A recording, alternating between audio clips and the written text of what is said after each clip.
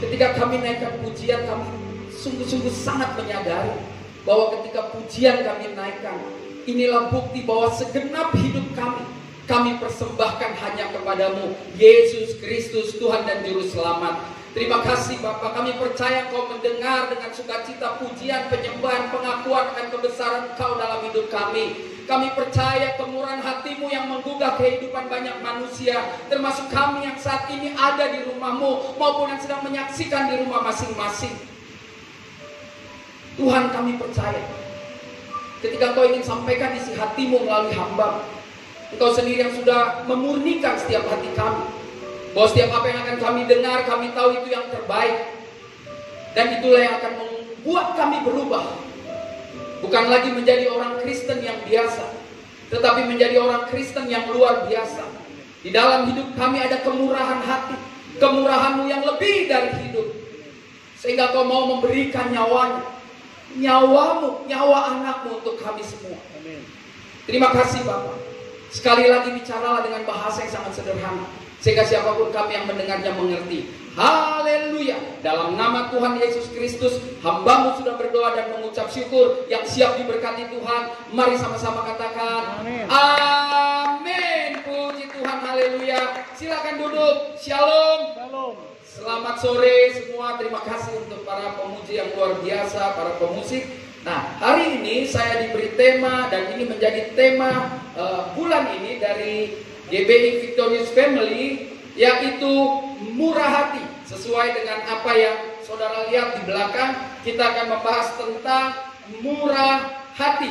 Nah, Matius 5 ayat 7 mengajarkan kepada kita bagian yang sangat sederhana. Saudara tahu Matius pasal 5 ayat 7 adalah pelajaran tentang kekristenan yang luar biasa, karena disitulah Tuhan Yesus mengajar murid-murid dan orang banyak yang mengikutnya di daerah bukit di Tiberias. Jadi Matius pasal 5 sampai pasal 7, Lembaga Kitab Indonesia memberi judul khotbah di bukit. Dan salah satu pelajarannya adalah yang akan kita baca sesuai dengan tema kita. Mari kita baca sama-sama dengan suara yang keras, dengan suara yang lantang. 1, 2, 3. Berbahagialah orang yang murah hatinya. Berbahagialah orang yang murah hatinya, karena mereka akan beroleh kemurahan. Apa itu murah hati? Murah hati itu adalah sikap orang yang suka memberi. Murah hati itu tidak pelit. Ya, ada bahasa gaulnya, kalau saudara jadi orang Kristen pelit, sulit dibilang orang Kristen. Karena murah hati itu bicara tentang suka memberi. Lalu murah hati itu bicara tentang penyayang. Ya, jadi murah hati itu dia suka memberi, dia nggak pelit, dia penyayang, dia pengasih, dia panjang sabar, ya kan? Murah hati itu juga suka menolong, ya. Jadi ketika saudara menjadi orang Kristen, maka pekerjaan saudara salah satunya bersikap atau bertindak murah hati yang isinya 3 bagian yang sudah saya jabarkan, yaitu suka memberi, penyayang, pengasih, suka menolong, dan baik hati. Ya. Jadi saudara, kita sebagai orang percaya, kalau hati kita nggak baik, sangat sulit kita untuk mengatakan bahwa Tuhan itu bermurah hati kepada saudara dan saya, dan saudara dan saya sudah diselamatkan karena kemurahan Tuhan, tetapi kita tidak melakukan itu. Nah, ini apa yang saya dapat di dalam terjemahan Kamus Bahasa Indonesia yang standar, tetapi di dalam terjemahan Alkitab, saya baca di dalam Alkitab Penuntun Berkelimpahan itu, murah hati dikatakan penuh belas kasihan dan rasa iba terhadap orang yang menderita, baik karena dosa maupun duka cita. Nah, di sini dikatakan orang murah hati itu sungguh ingin mengurangi penderitaan itu dengan menuntun orang itu kepada Kristus. Jadi ketika melihat orang menderita, ketika lihat orang mengalami kedukaan, orang ini akan datang dan memberi penghiburan dengan cara terus pelan-pelan menuntun kepada Kristus, sehingga mereka dapat menerima kasih karunia yang Tuhan berikan kepada setiap manusia, termasuk saudara dan saya. Amin. Jadi saudara dan saya diutus Tuhan untuk mencari orang-orang yang terhilang, orang-orang yang menderita, orang-orang yang tertekan, orang-orang yang mengalami duka cita, dan sampaikan jalan keluar itu bercerita tentang kasih karunia Kristus. Dengan menunjukkan kemurahan kepada orang lain, kita sendiri akan beroleh kemurahan. Jadi ketika kita menunjukkan kemurahan kepada orang lain, kita sesungguhnya sudah mendapat kemurahan. Kemurahan Tuhan itu lebih dari hidup. Makanya ada lagu, kemurahanmu lebih dari hidup. Ya kan? Jadi luar biasa. Kenapa? Karena hidupnya diselesaikan hanya untuk menyelamatkan saudara dan saya. Hari ini kita akan belajar bahwa setiap orang percaya harus memiliki sikap atau tindakan murah hati di dalam hidupnya. Ini statement gak boleh ditawar. Bahwa setiap orang percaya harus memiliki sikap atau tindakan murah hati di dalam hidupnya. Tidak boleh ditawar. Karena itu bagian dari ucapan sabda bahagia di bukit. Dan hari ini juga kita akan belajar dan menjawab pertanyaan, apa yang harus kita lakukan agar kita bisa terus hidup bermurah hati. Karena itu adalah tantangan buat saudara dan saya. Kekristenan bicara dengan prinsip yang sederhana, apa yang Tuhan Yesus mau, itu yang harus kita lakukan. Yang pertama, kita belajar kalau kita mau terus hidup bermurah hati, maka saudara dan saya harus sadar kalau kita ada saat ini hanya karena kemurahan. Itu dulu. Kalau nggak sadar susah. Jadi setiap hari Minggu kita nyanyi, oleh karena kemurahan Tuhan ku ada sampai hari ini. Kita harus sadar ada dalam kemurahan Tuhan. Dan ini terjadi justru Tuhan tunjukkan di mana awal pertama kali manusia hidup di Taman Firdaus dan melakukan kesalahan yang sangat besar, yaitu melawan Tuhan, ingin mensejajarkan dirinya dengan Tuhan, lalu coba-coba melanggar apa yang Tuhan mau. Di dalam Kejadian pasal yang ketiga dikatakan begini, lalu Tuhan Allah mengusir dia dari Taman Eden supaya ia mengusahakan tanah dari mana ia diambil. Saya tertarik dengan ayat ini ketika mempersiapkan khotbah ini. Kenapa?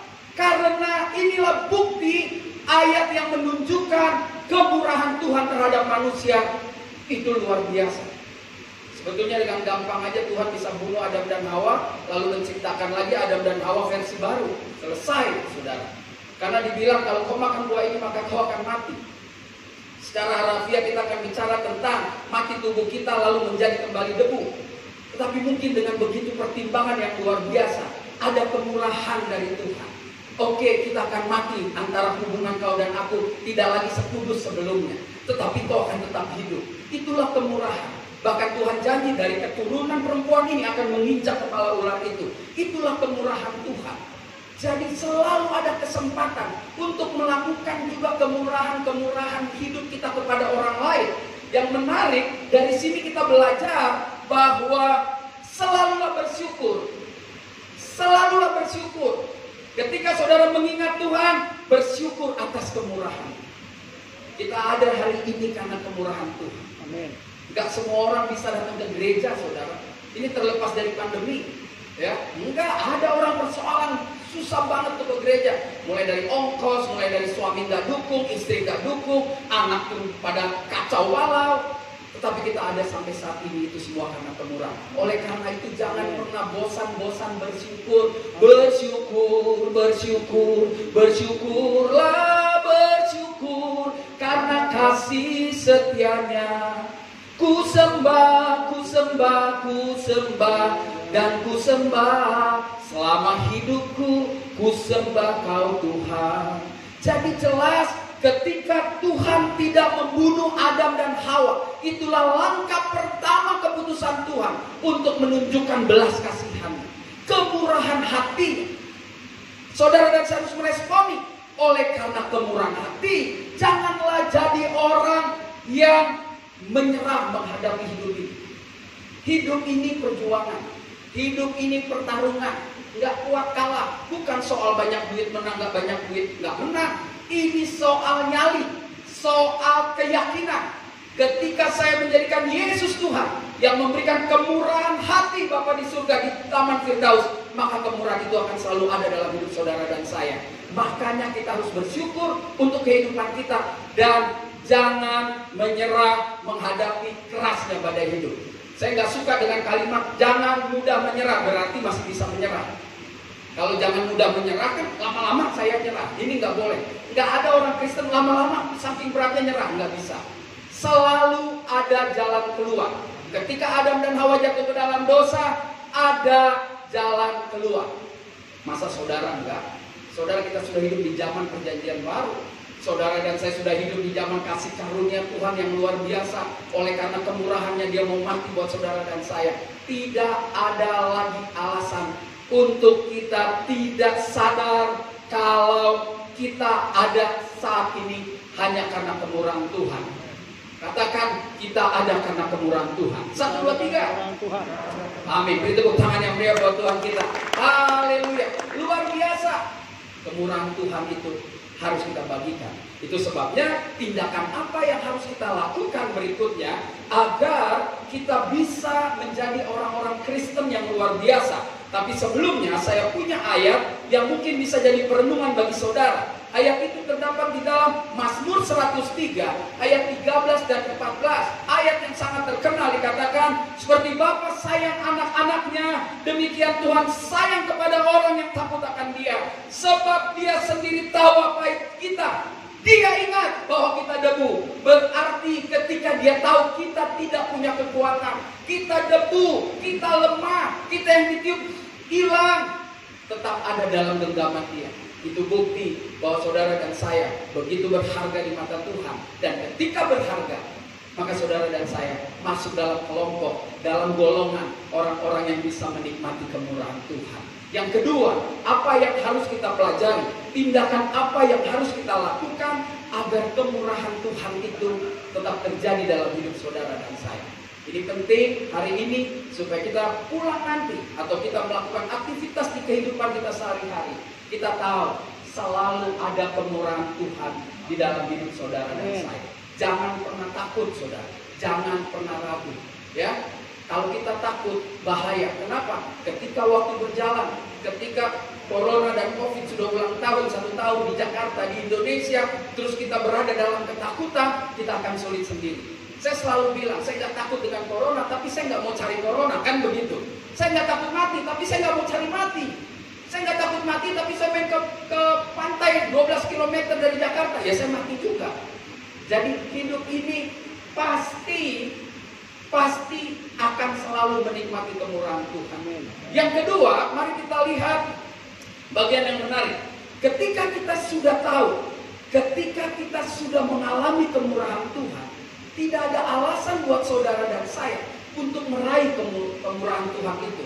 Makanya yang kedua saya pelajari, saudara dan saya harus mempersembahkan seluruh kehidupan kita. Kita harus berikan semuanya kepada Yesus Kristus yang karena oleh kemurahannya menjadikan saudara dan saya ada di dasar ini. Saya nggak bilang orang yang meninggal tidak mengalami kasih karunia. Ya, orang ada batasnya hidup ini. Tetapi ketika kita belum meninggal, berarti masih ada kasih karunia Tuhan yang harus kita responi dengan tindakan-tindakan mempertontonkan Yesus lewat kemurahan hati kita. Di dalam Roma 12 ayat 1, ayat yang sangat terkenal, dikatakan begini, karena itu saudara-saudara, demi kemurahan Allah, aku menasihatkan kamu. Apa nasihatnya? Supaya kamu mempersembahkan tubuhmu sebagai persembahan yang hidup, yang kudus, yang berkenan kepada Allah. Itu adalah ibadahmu yang sejati. Itu sebabnya saya ingin katakan apa yang harus dilakukan oleh orang Kristen agar punya sifat atau tindakan murah hati yang konsisten. Yang kedua, saudara harus mulai berani mempersembahkan diri saudara. Ya, mempersembahkan diri maksudnya full heart. Bukan lagi ngomong kalau pelayanan saya full time, saya nggak full time, itu nggak keren. Full heart, hatinya full.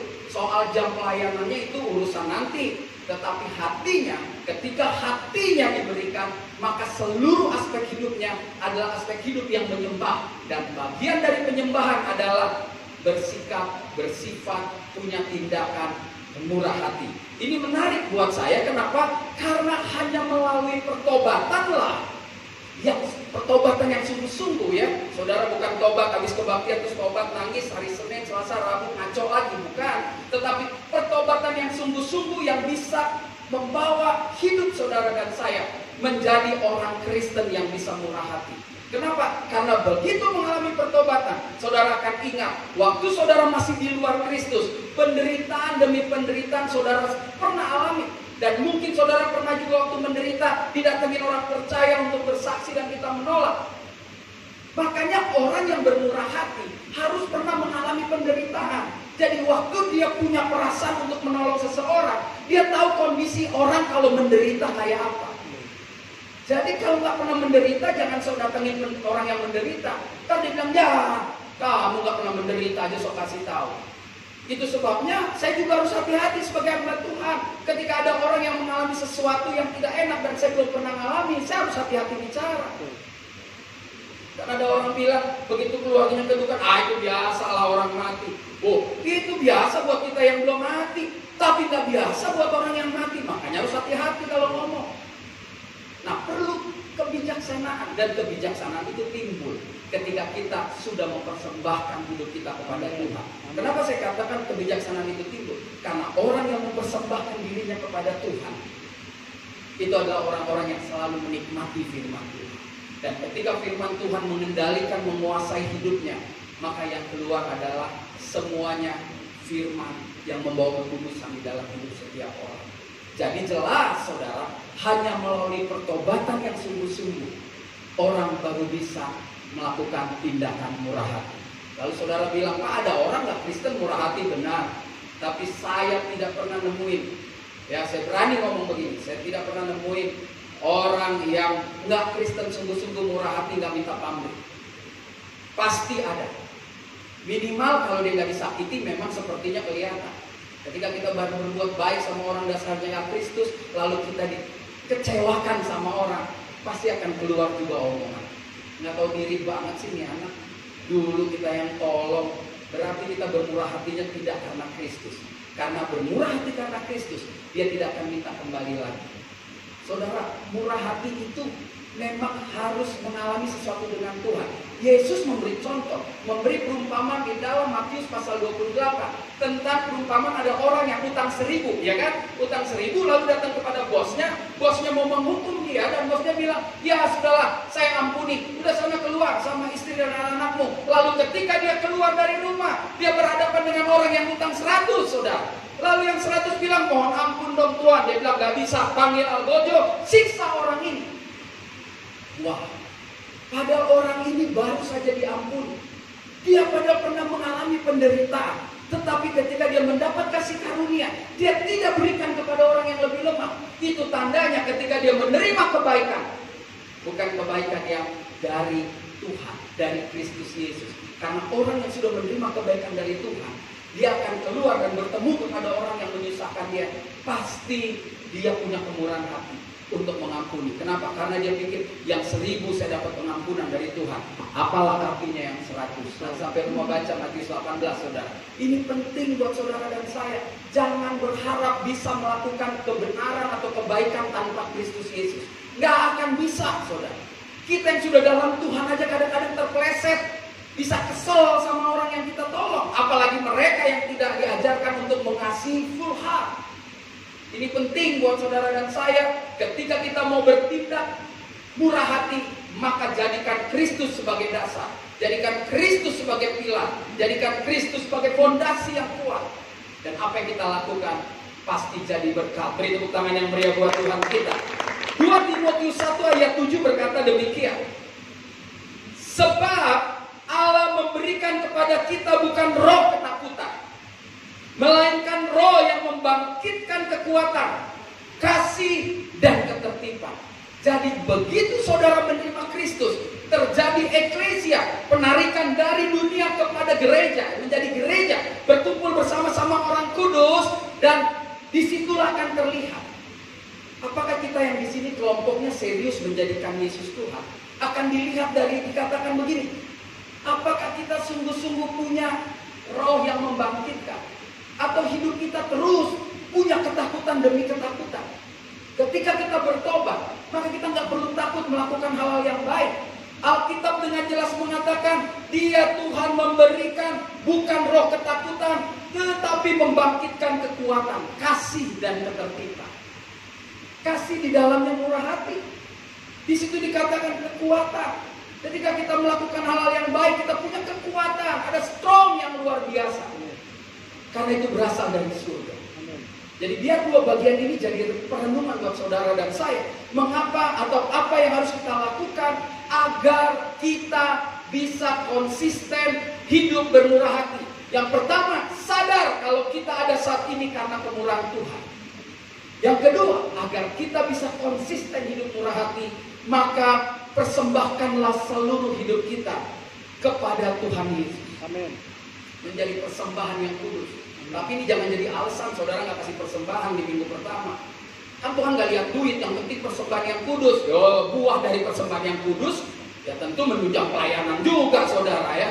Jangan ngumpet-ngumpet dengan ayat, itu namanya juga tidak murah hati. Itu namanya memaksa ayat untuk menyenangkan diri sendiri. Itu tidak boleh. Orang Kristen nggak boleh begitu.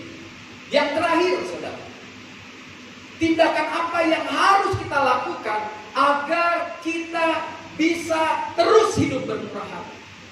Jadi nanti setelah ini saudara akan makan tubuh dan minum darah Kristus. Saudara perlu berdoa 1-2 menit sebelum saudara benar-benar makan tubuh itu. Untuk minta ampun atas setiap kesalahan kalau hidup kita belum murah hati. Jangan jadikan perjamuan kebiasaan di minggu pertama, hati-hati. Memang Alkitab bilang banyak yang sakit, gak sedikit juga orang mati. Jangan anggap enteng, jangan selalu bilang itu kan terjadi di Korintus. Jangan, mungkin kita gak mati langsung, gak sakit langsung. Ya, hati-hati dengan itu. Oleh karena itu, ketika kita makan dan ketika kita minum tubuh dan darah Kristus, berdoalah, Tuhan kuduskan hidupku. Ampun kalau aku belum bermurah hati. Sama keluarga, sama suami, sama istri, anak, menantu, cucu semua. Saya mau bermurah hati. Baru makanlah dengan penuh sukacita. Maka kau akan melihat aliran-aliran surgawi. Kuasa Roh Kudus akan menyucikan dan menghidupkan kita kembali punya gairah untuk menjadi orang Kristen yang bisa berbagi, orang Kristen yang mau menolong, orang Kristen yang luar biasa di dalam kehidupan. Yang ketiga, saudara, yang ketiga kita akan belajar orang-orang yang mau konsisten bertindak dengan murah hati, dia harus berani menunjukkan kemurahan hatinya kepada semua orang. Ada saatnya saudara menyadari hidup ini karena kasih karunia. Tapi gak cukup. Saudara harus ambil tindakan. Karena kemurahan hati Tuhan harus diresponi dengan menerima Dia, Tuhan Yesus, sebagai Tuhan dan Juru Selamat pribadi.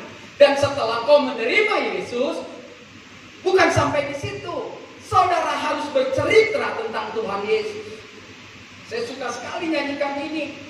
Kalau khotbah bercerita, waktu kecil saya suka nyanyi. Ku suka menuturkan cerita mulia, cerita Tuhan Yesus dan cinta kasih-Nya.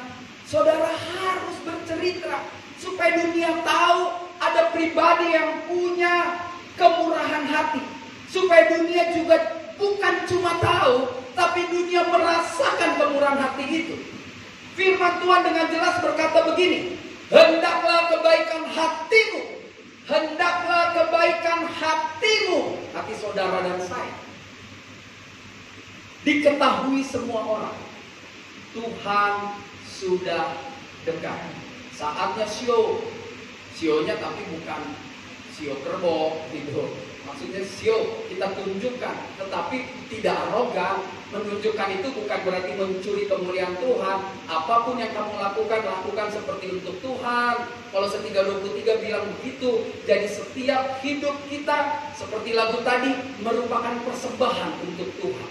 Alkitab dengan jelas mengatakan, hendaklah kebaikan hatimu diketahui semua orang, Tuhan sudah dekat.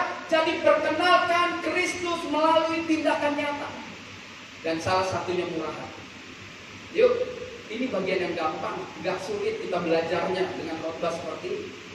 Pulang, keluar, orang tahu kita orang Kristen. Kenapa? Karena hidup kita penuh dengan kemurahan. Selesai, gak usah yang tinggi-tinggi, saudara. Nanti saudara kalau tinggi-tinggi jatuh sakit. Yang biasa aja, tetapi efeknya luar biasa. Ya, ini bagian yang penting kita perlu pelajari.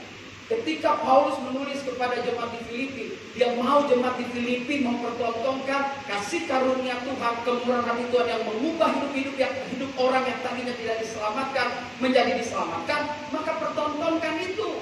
Lalu ikut merasakan penderitaan sesama. Ketika kita nggak bisa buat apa-apa, menangislah dengan orang menangis, tertawa dengan orang tertawa. Ketika kita datang ke satu tempat, kita lihat ada penderitaan, mari kita ikut merasakan itu. Ikut mengalami kesedihan yang sama. Dan baru kita tebarkan kemurahan Kristus. Karena tadi di dalam tafsir Alkitab jelas kemurahan itu adalah kita bisa mendatangi orang, mencari orang yang berduka, orang yang menderita, dengan membawa kepada Kristus untuk memperkenalkan kasih karunia, kemurahan Kristus ada untuk menguatkan orang-orang yang mengalami. Jadi sore ini saudara, sore ini dengan sangat sederhana kita belajar di dalam ayat berikutnya yang menjadi penutup kita. Di dalam Mazmur 41 ayat 1 sampai 2 berkata begini, berbahagialah orang yang memperhatikan orang lemah. Tuhan akan meluputkan dia pada waktu celaka. Jadi orang yang mempertontonkan, orang yang membagi kemurahan hati, ternyata ada rewardnya saudara. Ternyata Tuhan lindungi orang seperti itu. Jadi hari ini jangan ragu untuk bermurah hati. Setiap orang punya kadar masing-masing untuk bermurah hati. Gak bisa sama. Karena kita dilahirkan dengan cara-cara yang berbeda untuk hidup, bertumbuh, melayani. Tetapi pada prinsipnya melakukan hal yang sama, yaitu bermurah hati. Dan orang yang bermurah hati dikatakan berbahagia, karena Tuhan akan meluputkan dia pada waktu celaka. Di ayat ketiga dikatakan Tuhan akan melindungi dia dan memelihara nyawanya, sehingga ia disebut berbahagia di bumi. Engkau takkan membiarkan dia dipermainkan musuhnya. Tidak ada musuh yang abadi bisa membuat kita jatuh tergeletak, karena tangan Tuhan tidak kurang panjang untuk menopang. Jadi Tuhan tidak akan pernah mempermalukan saudara dan saya. Apapun persoalan kita hari ini, mari syukuri, sadar bahwa karena kemurahan Tuhan kita ada. Apapun masalah kita hari ini, saudara dan saya, mari jadi orang Kristen yang berani mempersembahkan tubuh kita sebagai persembahan yang kudus dan yang berkenan. Dan apapun yang terjadi dalam hidup kita, mari terus berani tunjukkan, perlihatkan bahwa kemurahan Tuhan telah mengubah hidupku, dan engkau harus mengalami kemurahan Tuhan lewat pernyataan-pernyataan hidup, lewat pikiran, lewat hati, lewat perkataan, lewat tindakan. Dan orang akan memuliakan Tuhan lewat hidup saudara dan saya. Beri tepuk tangan yang meriah buat Tuhan kita. Jadi hari ini, ya, hari ini kita sudah belajar apa yang harus kita lakukan bila kita mau terus hidup bermurah hati. Ada 3 bagian yang besar yang sudah kita pelajari. Yang pertama, sadarlah kalau kita ada saat ini hanya karena kemurahan Tuhan. Yang kedua, persembahkanlah seluruh hidup kita kepada Tuhan Yesus Kristus. Yang ketiga, beranilah menunjukkan tindakan murah hati kepada semua orang. Maka ketika kau baca Tuhan sudah dekat, engkau nggak akan pernah takut. Kapanpun Tuhan datang, kita siap karena kita sudah lakukan hal yang terbaik. Beri tepuk tangan yang meriah buat Tuhan kita. Mari kita bangkit berdiri, saudara. Kita angkat satu pujian sebelum saudara menikmati tubuh dan darah Kristus. Mari kita katakan, oleh karena kemurahan Tuhan, ku ada sampai saat ini. Oleh karena kemurahan Tuhan, engkau selalu menepati janjimu. Haleluya. Terima kasih Tuhan. Terima kasih. Mari setiap kita boleh tunduk kepala. Setiap kita boleh menyanyikan ini dengan rasa hormat kepada Tuhan, dengan rasa syukur, dengan rasa bangga karena kita punya Tuhan yang selalu memberikan kemurahan kepada kita. Mari katakan, oleh karena kemurahan Tuhan, ku ada hingga saat ini. Haleluya. Karena kemurahan Tuhan, ku ada sampai hari ini. Oleh karena kebaikan Tuhan, janji-Mu terjadi bagiku. Ku sembah Kau Tuhan, ku mengangkat tanganku, selamanya Kau ajar bagiku. Katakan, ku sembah Kau Tuhan, ku mengangkat wajah-Mu, selamanya Kau hebat bagiku. Saudara, mari masing-masing kita tunduk kepala. Musik boleh main dengan teguh. Hari ini Tuhan ingatkan kepada kita sesuai tema gereja hari ini, murah hati. Kita nggak akan pernah bisa melakukan prinsip-prinsip murah hati yang Tuhan Yesus ajarkan ketika Dia berkhotbah di bukit. Berbahagialah orang yang murah hati karena mereka yang akan menerima, mendapatkan kemurahan. Dan kalau kita mau bermurah hati hari ini, 3 bagian penting yang Tuhan ingatkan.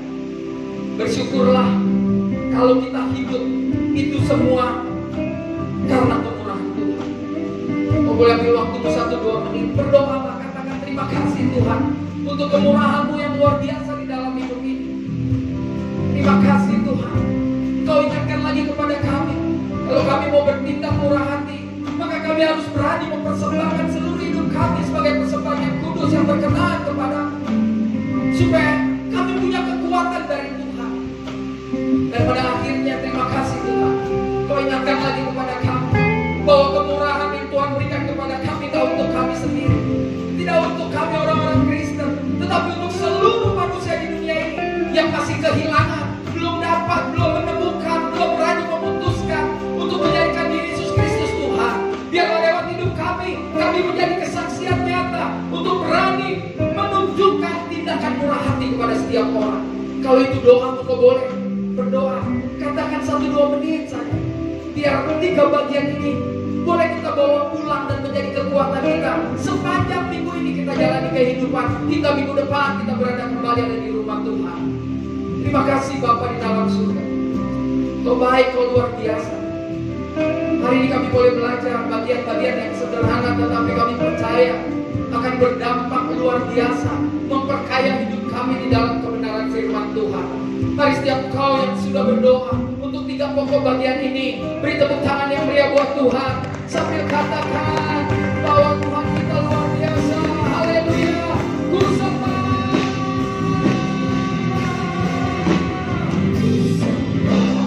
Kau Tuhan, ku mengangkat tanganku, selamanya Kau ajar bagiku.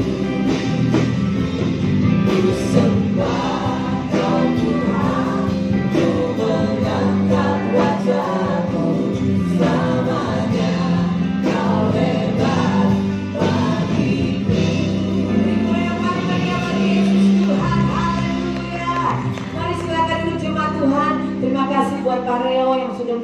sore ini melalui kebenaran firman Tuhan. Dan saya teramat percaya setiap saudara di tempat ini, setiap kita diberkati, amin. Puji nama Tuhan saudara. Setelah kita diberkati, saatnya kita